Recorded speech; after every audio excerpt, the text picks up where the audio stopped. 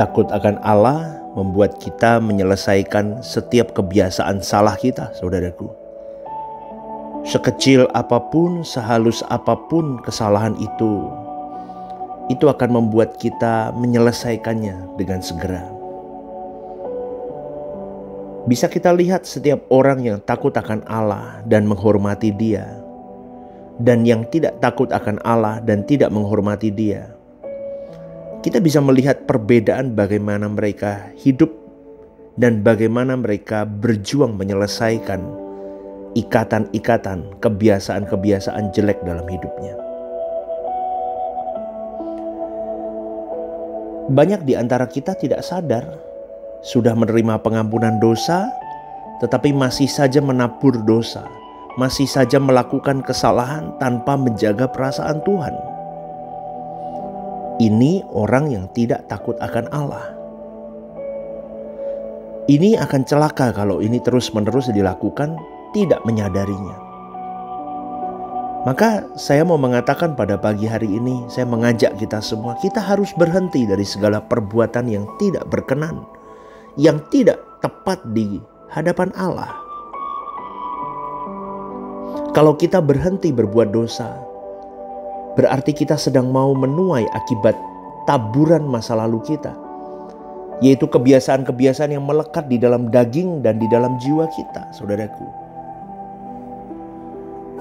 Menuai berarti kita menanggulangi kebiasaan-kebiasaan yang Tuhan tidak kehendaki. Ini adalah perjuangan berat. Karena manusia itu punya resiko kehidupan, yaitu terpisah dari Allah atau bersama dengan Allah selama-lamanya.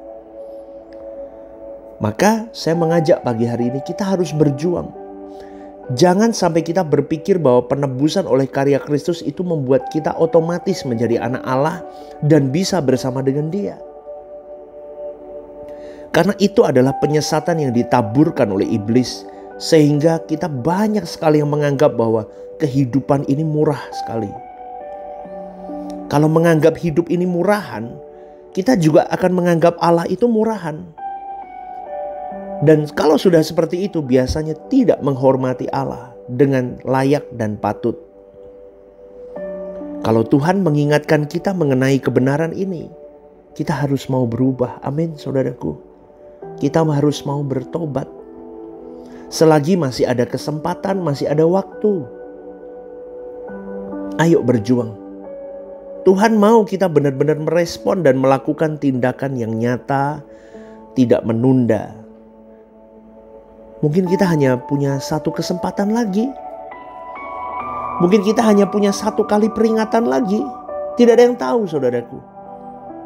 Mungkin ini adalah peringatan terakhir untuk dirimu dan diriku. Tetapi bagaimana kita mau merespon itu semua? Maka jangan menabur dosa lagi, saudaraku. Tapi kita harus menuai akibat kesalahan masa lalu kita. Kebiasaan-kebiasaan yang menyatu di dalam daging dan di dalam jiwa kita mau selesaikan. Dan aku mau jadi orang-orang yang takut akan Allah. Berani gak berjuang begitu? Ya, kita bertobat, jangan lakuin dosa lagi. Tapi yang lalu-lalu kita sudah salah-salah, akibatnya kita harus terima dulu. Tapi setelah itu kita terus berjuang untuk menyelesaikan dan minta ampun sama Tuhan. Ya, demikian kasih setianya atas orang-orang yang takut akan Tuhan. Seperti Bapa yang sayang kepada anak-anaknya, Dia sayang kepada engkau dan saya. Dia bukan hanya memberi putra tunggalnya loh. Dia juga memberikan rohnya sendiri dalam diri kita. Roh Kudus itu. Roh Kudus itu yang menjadikan tubuh kita bait Allah. Supaya engkau dan saya bisa digarap Tuhan. Tahukah saudaraku bahwa kehidupan orang Kristen atau kehidupan umat pilihan itu seperti kehidupan Adam dan Hawa. Manusia yang menjadi keturunan Adam dan Hawa. Tentu semua manusia yang bukan umat pilihan hanya memiliki opsi berbuat baik atau jahat. Mereka belum masuk dalam rencana dikembalikan ke rancangan Allah semula. Maka Tuhan memberi hukum. Dan mereka harus memilih. Mau ikut Tuhan untuk menjadi manusia yang baik mengasihi sesama seperti dirinya sendiri atau tidak. Karena mereka semua ada di bawah hukum dosa. Hukum dosa, kemelesetan. Banyak saudaraku yang di titik itu. Karena mereka tidak bisa hidup tepat seperti yang Allah mau. Dan mereka dituntut untuk itu. Harus tepat. Begitu. Tapi bagi orang percaya dibawa lagi ke suasana pilihan Adam dan Hawa. Manusia yang dikembalikan ke rancangan Allah semula, yang dimungkinkan untuk bukan saja segambar, tapi serupa dengan Allah. Orang-orang yang memiliki pilihan bukan hanya baik, tapi harus sempurna, saudaraku. Orang di luar umat pilihan bisa memilih berlaku baik atau jahat. Tapi kita sebagai umat pilihan, pilihannya cuma satu. Sempurna. Seperti siapa? Sempurna seperti Bapa, serupa dengan Tuhan Yesus.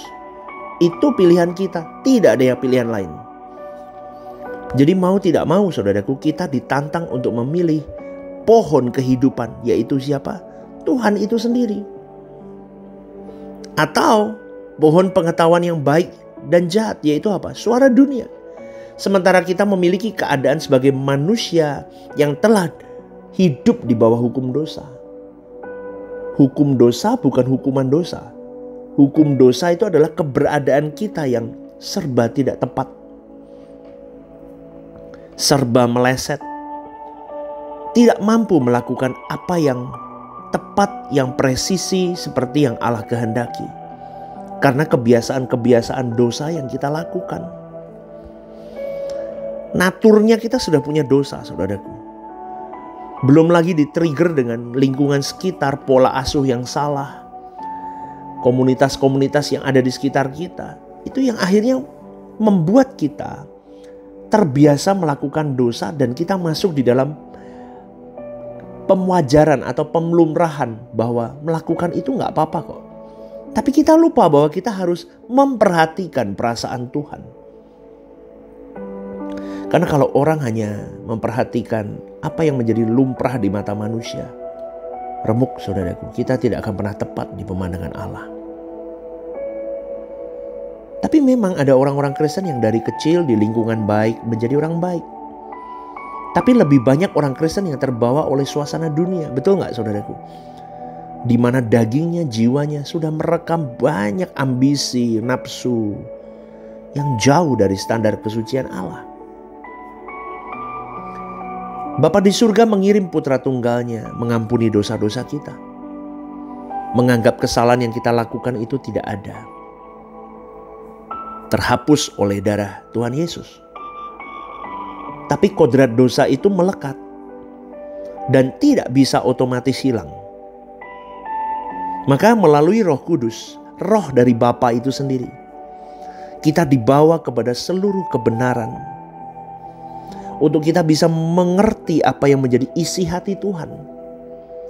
Firman yaitu Injil itu menguduskan saudaraku. Membawa kita semakin hari semakin mengerti apa yang menjadi pikiran, perasaan dan kehendak Tuhan itu sendiri. Dan itu akan kita kenakan tiap hari perjuangan itu. Sampai akhirnya kita seperti Allah itu sendiri. Cara berpikir, cara bertindak, cara berperasaan. Yohanes 17 berkata, firman-Mu adalah kebenaran. Kuduskan mereka dalam kebenaran. Maka jangan lupa baca firman, saudaraku. Firman itu yang akan menghidupkan kau dan saya.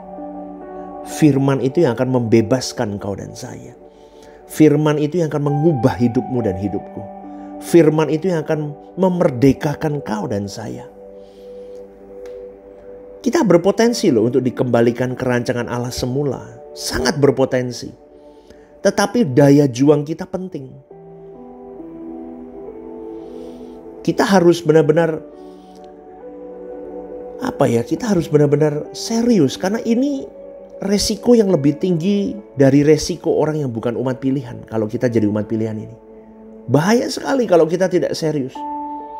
Karena kepada kita umat pilihan, Tuhan Yesus berkata dengan jelas dan tegas. Dia berkata begini, kamu harus sempurna seperti Bapa. Kalimat itu kalimat perintah, saudaraku. Kalimat yang sangat jelas yang mengajak engkau dan saya harus sempurna. Tidak ada degradasi sedikit pun. Kau dan aku harus sempurna. Itu perintah Tuhan Yesus. Atau boleh saya bahasakan lain, mungkin maknanya begini. Kamu harus segambar dan serupa dengan Bapa. Tidak boleh kurang. Maka kita harus memilih. Aku harus memilih kehidupan atau kematian. Menjadi sekutu Tuhan atau menjadi seteru Tuhan. Saudaraku, tanggung jawab yang pernah dipikul Adam dan Hawa, memilih hidup atau mati, sekarang pilihan itu berada di tangan kita hari ini. Di pundak kita. Makanya saya mau katakan kita sebagai umat pilihan, sebagai pengikut-pengikut Kristus yang benar, tidak ada kata hidup wajar. Kita tidak bisa hidup wajar. Frekuensi kita berbeda dengan dunia ini. Katakan amin, saudaraku. Berbeda. Hal ini harus kalian dengar.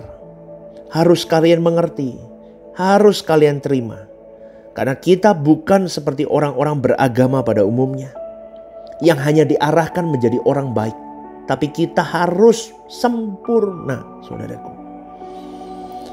Orang beragama lain hanya diajarkan bagaimana baik. Bagaimana supaya tidak jahat. Bagaimana beribadah. Bagaimana ini dan itu. Tetapi Kristen yang sejati mau membawa manusia kembali kepada Allah. Di mana tubuh manusia jadi bait Allah. Sehingga dia bisa hidup dalam persekutuan dengan Bapanya. Renungkan ini.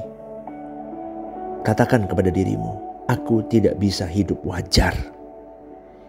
Aku harus hidup untuk Tuhanku. Mulai hari ini sampai aku menutup mata. Amin, saudaraku. Renungkan dan mari berjuang bersama. Tuhan memberkati. Selamat pagi.